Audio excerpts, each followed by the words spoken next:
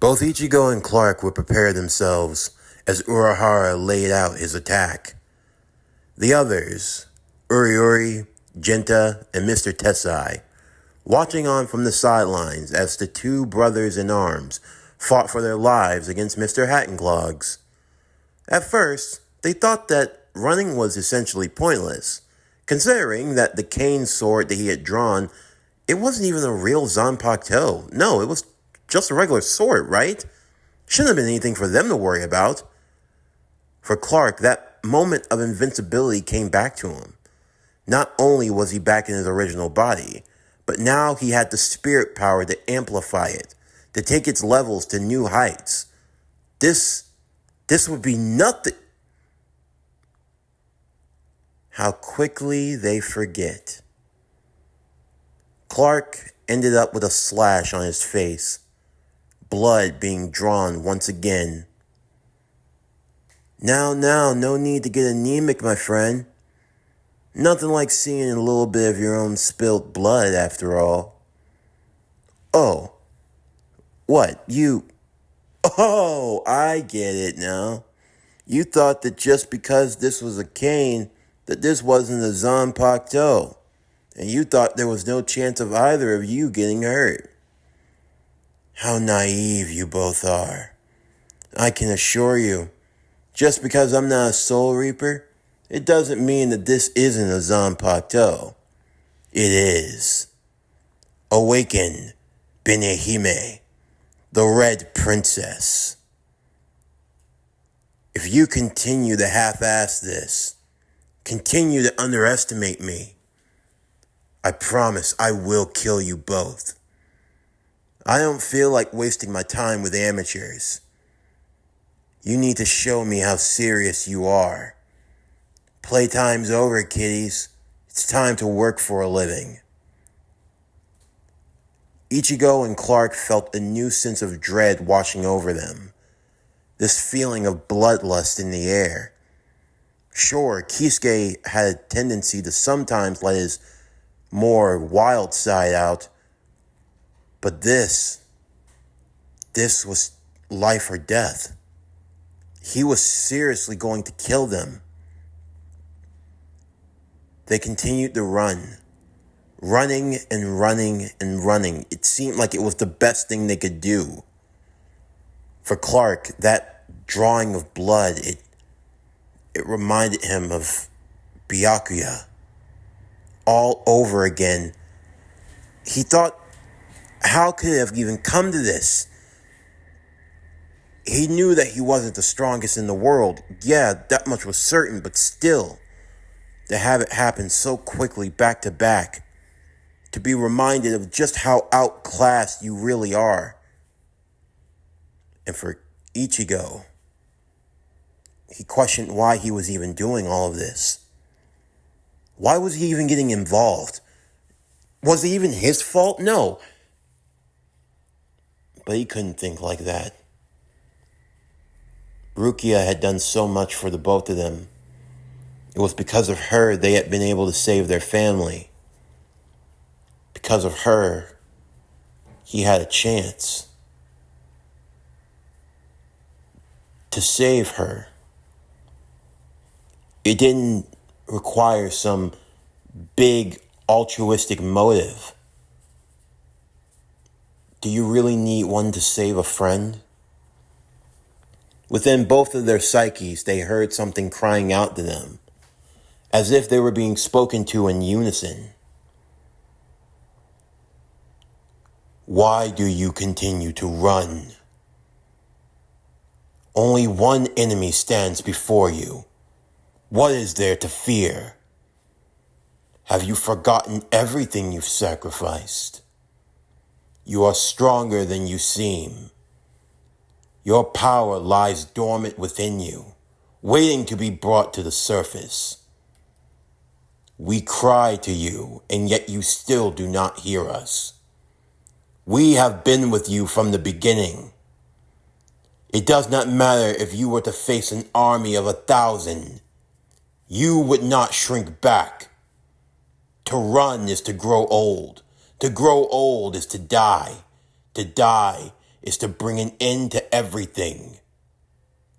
When you're gone, all of your dreams, your ambitions, everything you work for, they all fade away.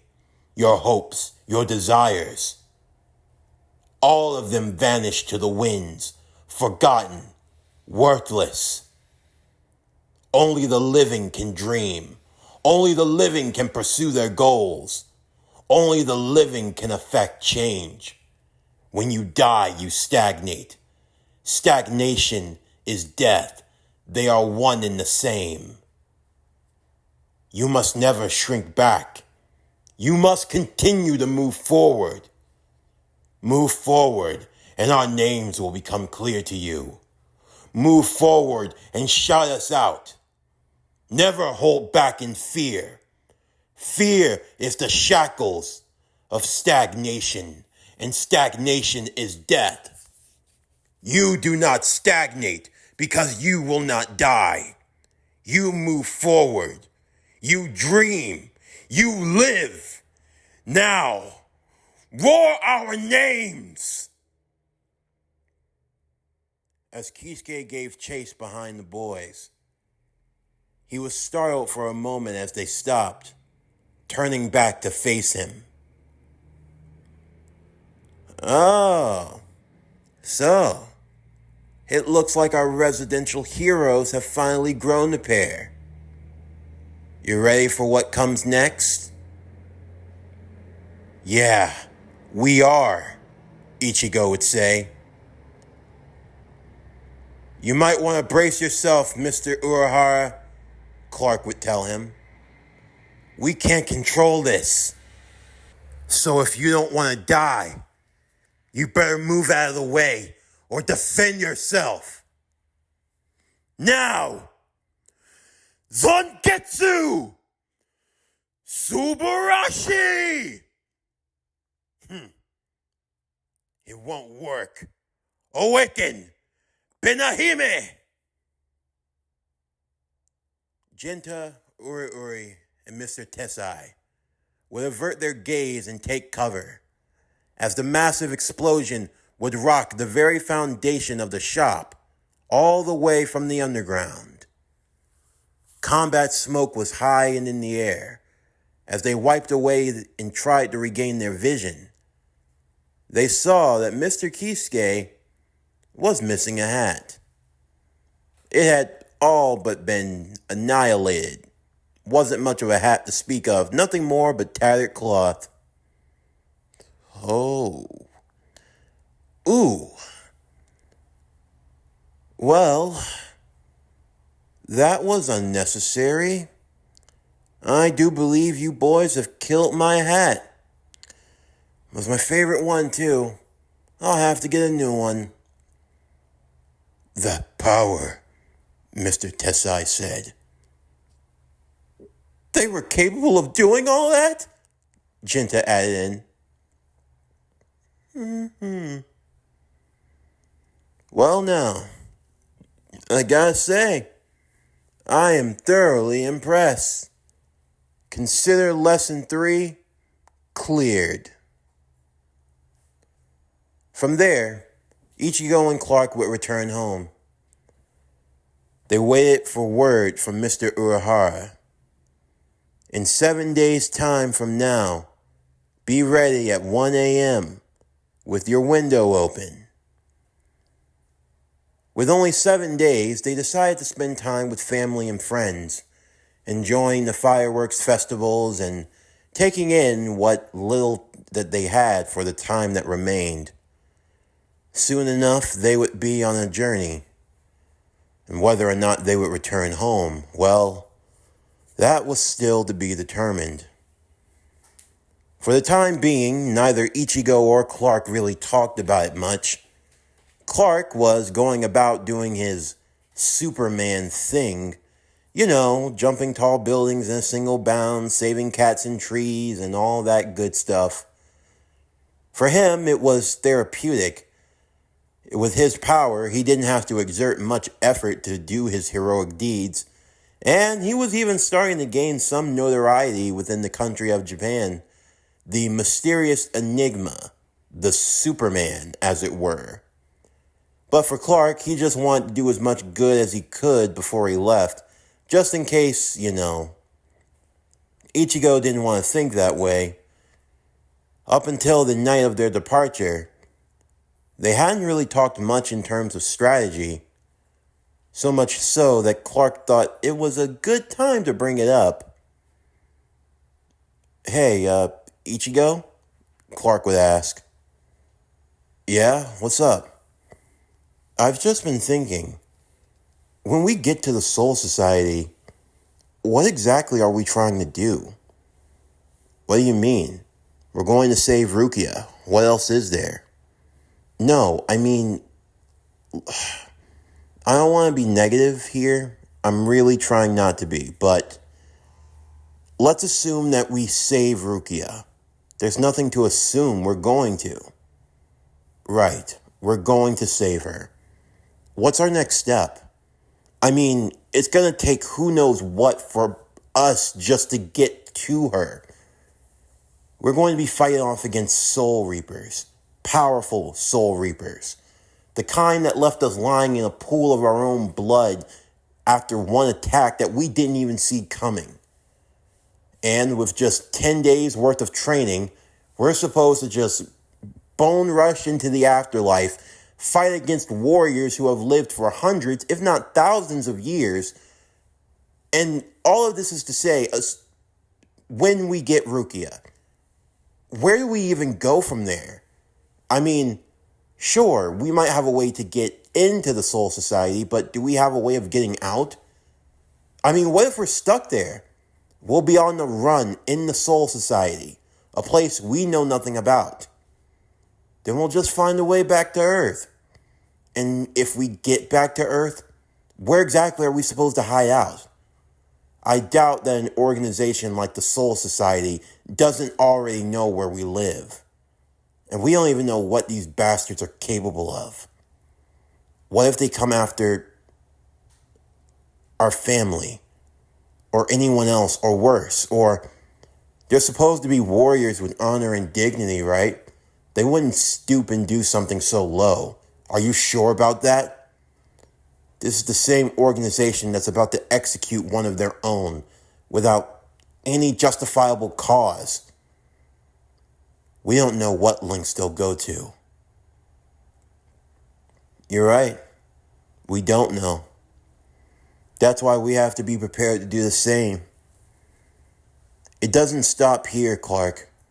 We have to get strong. So strong they won't even think about messing with us. That thought shouldn't even cross their mind. When it's all said and done, we're going to bring Rukia back. And they're not going to bother us. Because if they do, they won't get any mercy. I see. So it's a take no prisoners approach. It's the only way. Just then, as the window bellowed, with the curtains fluttering in the breeze, what appeared to be a water balloon would splash onto their wall. Only the liquid substance inside was not water. It was, oh God, Clark would say, it's blood. Wait, there's a message. Urgent. Meet us at the Urahara shop outside immediately. What the? Really? You couldn't send a call, a text, a bird pigeon? This just looks like something out of a horror, crime, drama, murder. Wait, hold on, Clark would say. P.S. If you think this is some type of crime, drama, blood message thing from a TV show, you have no sense of humor. Second P.S. No, this message does not stain walls. Let's get out of here.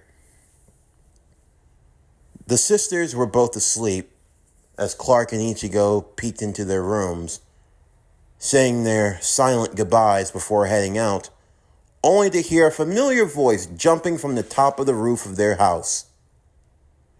Good morning, Ichigo and Clark!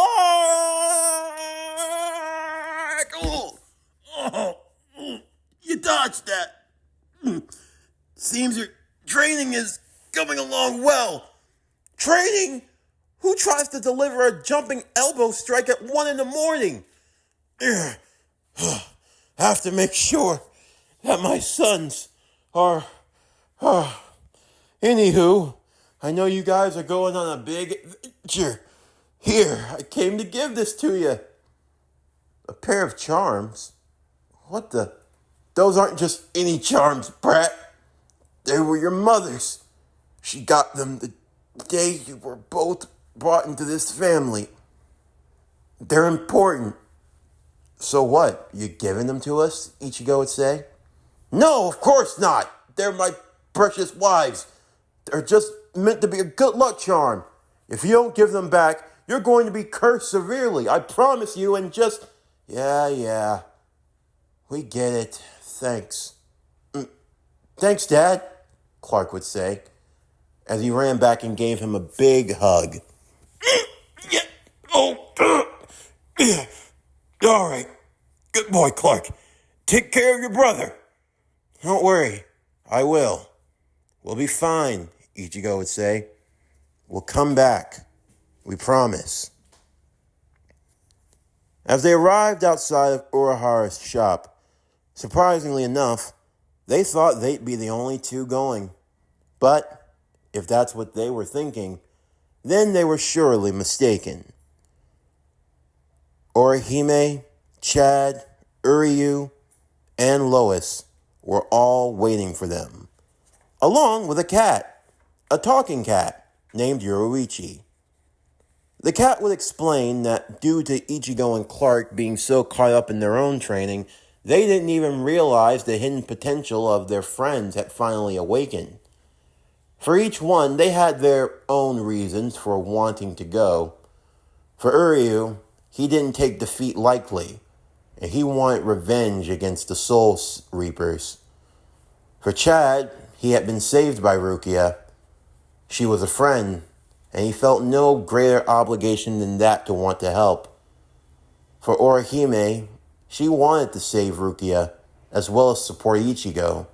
For Lois, she wanted to support her friends, and Rukia, and Clark as well. Lois, what? You didn't think you were going on some world-ending adventure without me now, did you? No, I mean, it's just, I thought you were going back to the States for the summer, to see your family and all.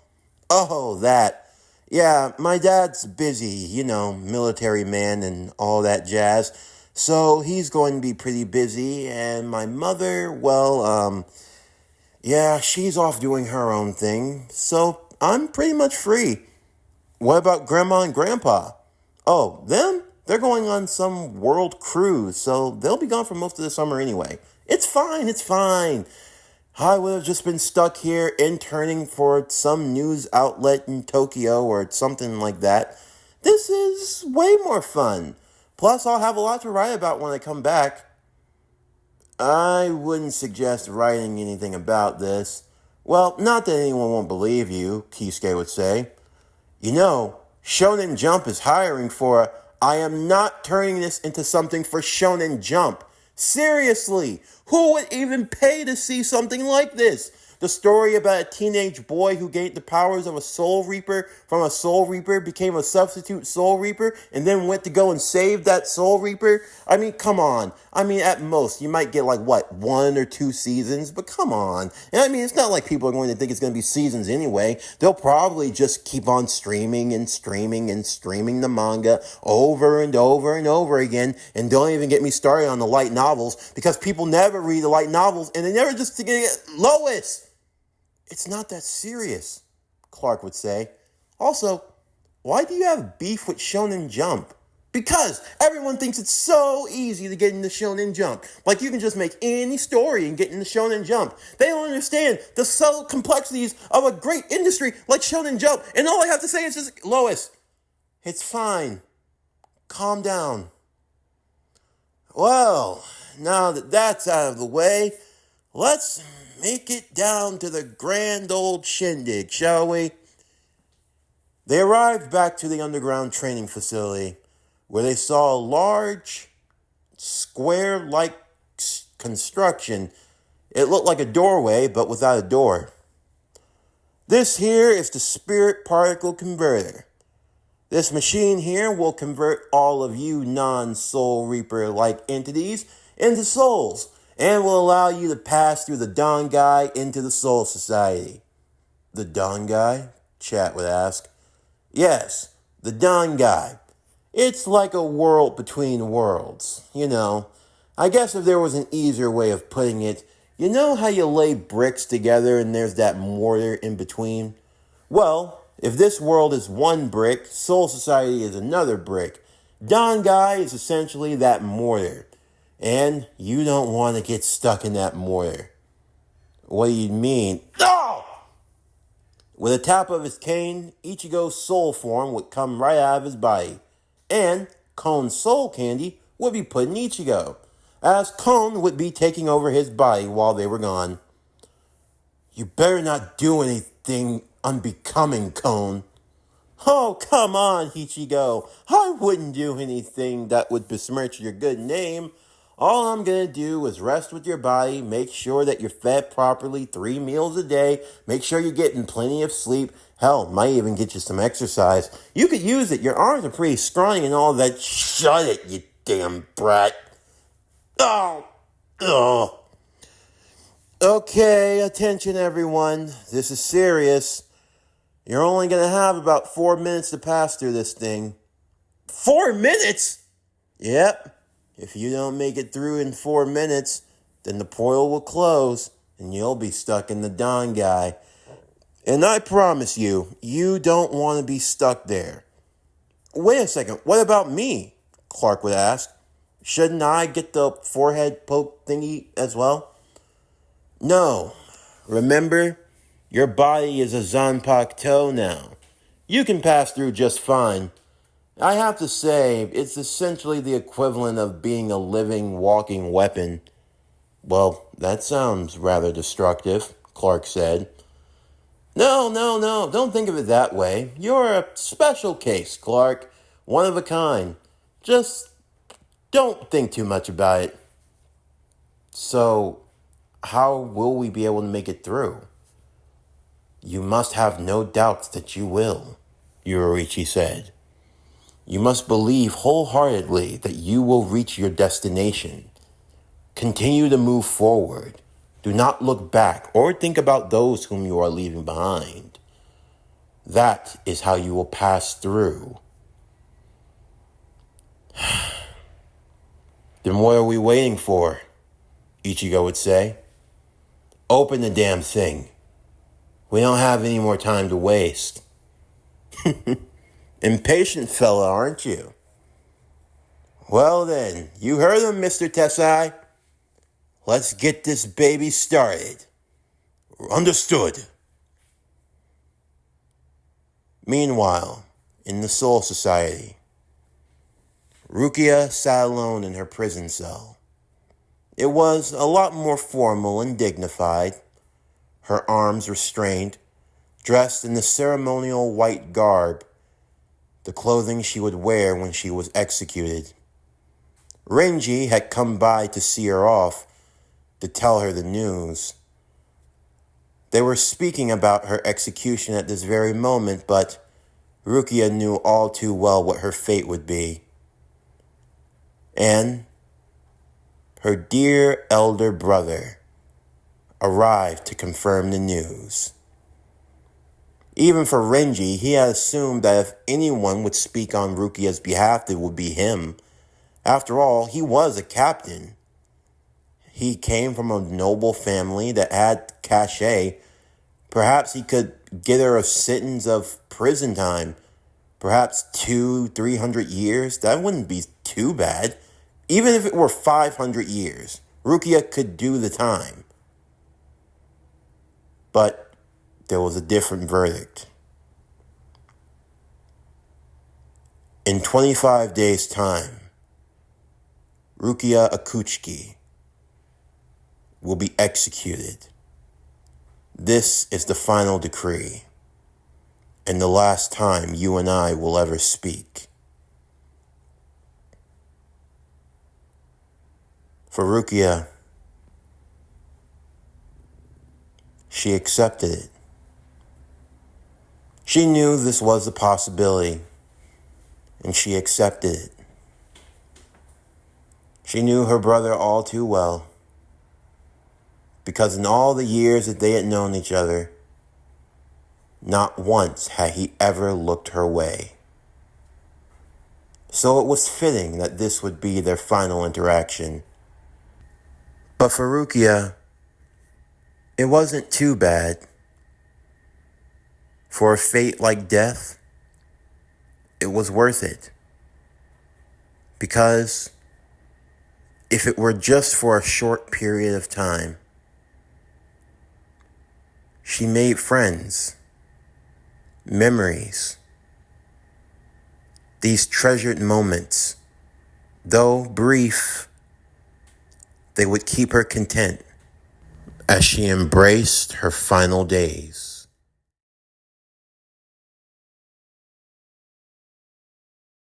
This concludes Bleach Legacy. What if Superman was in Bleach? Season 2, Part 2. As always, if you enjoyed today's video and everything else that we have to offer, then please don't forget to like, comment, subscribe, share, and hit that bell for post notifications so you can stay up to date on everything that is PowerCore Productions and Podcastings that has to come out now and in the future.